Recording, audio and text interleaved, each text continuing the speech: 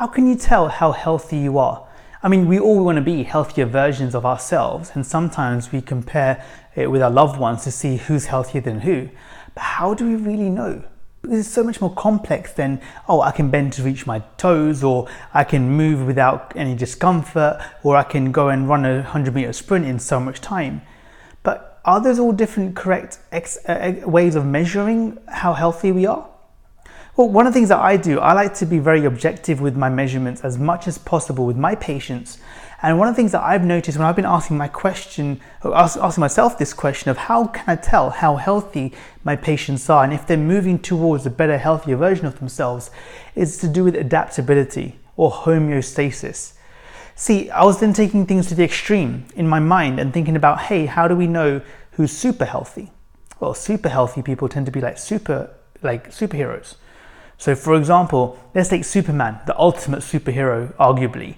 Now, he could be going into a freezing environment and not have to worry about whether his body temperature is going to be rising enough to make himself warm so that his enzymes don't break down and then cause a problem with the chemical reactions in his body.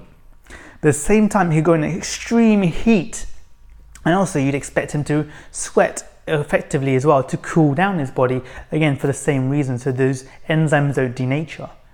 So if you can adapt to your environment, whether you're in a hot or cold environment, no matter how hot or cold it is, the more adaptability you have, the more flexibility you have within your own system, that means that you can actually be more healthy because you can adapt to different environments.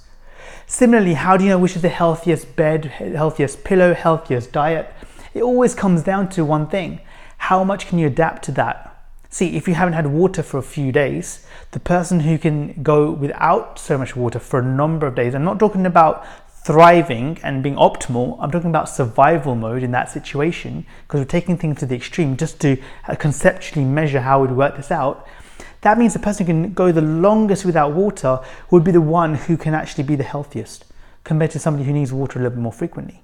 Now, I'm not saying, of course, don't drink any water. I'm saying do drink water because that's thriving and make sure your body's working optimally. But I'm saying in terms of how healthy we are. So I would not compare myself to somebody else about how healthy I am in comparison to them, but certainly I want to measure how healthy I am in comparison to me. So let's say, for example, if I really don't like hot countries or a warm climate, the more I get used to a warmer climate and I gradually train myself to get used to that, my body will learn to sweat more profusely. Apart from the kind of social challenges we have with sweating more profusely, end of the day, that's important for my body to work correctly. So I want my body to be able to do that.